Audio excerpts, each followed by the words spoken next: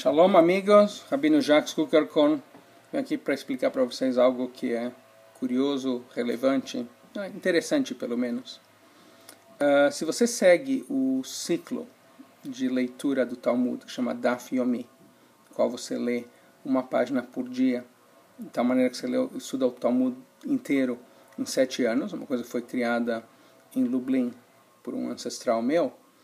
No momento, nós estamos estudando Yevamot. Yevamot é um dos tratados do Talmud mais difíceis, porque ele lida com uma coisa na tradição judia que é muito complicada, que vem do livro de Deuteronômio, capítulo 25, versículos 5 a 10, onde basicamente diz o seguinte: o sujeito casa com a mulher, ele morre sem ter filho, para que a sua linhagem seja perpetuada, para que seu nome continue a existir, ele tem a obrigação de, se tem um irmão dele disponível, ele tem que casar com a cunhada, ter um filho, e esse filho então não é considerado filho do pai biológico, mas é como se fosse filho daquele sujeito que morreu, e assim perpetua o nome dele, e esse filho receberia a herança que seria do irmão que morreu, etc.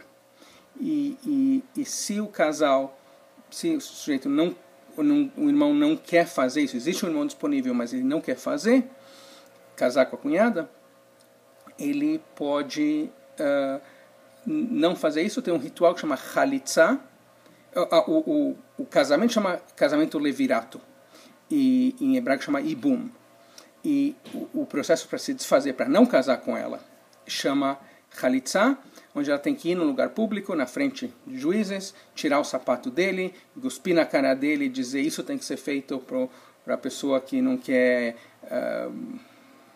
reviver, dar continuidade para a linhagem do seu irmão. Muito complicado, porque tem tanto potencial para tanta coisa, mas tudo assim asquerosa, né? Porque tirando a família Collor de Mello, eu não conheço ninguém que esteja assim muito assim, de olho na cunhada, né? E de fato existe uma tendência entre os judeus. Você tem duas opções, então. Você tem o Ibum, casamento levirato, ou a Chalitza, que é a separação. E a pergunta é: qual você deve fazer? E o fato é que no mundo de hoje, tanto entre os judeus Ashkenazim como os Sefaradim, a lei, ou a tendência da lei, a tendência de todos os rabinos é dizer: você tem que fazer Chalitza, você não deve casar com a tua cunhada. Por quê? Né?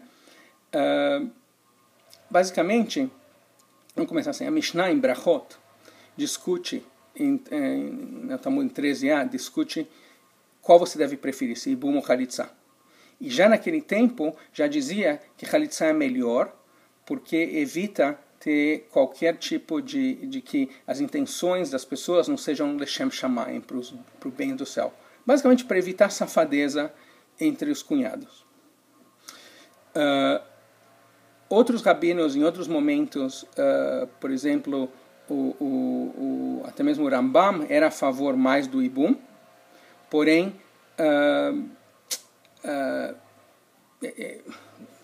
hoje em dia, a tendência, por exemplo, entre os judeus Ashkenazim primeiro, e depois entre os Sefaradim também, é optar por Chalitza sobre Ibum.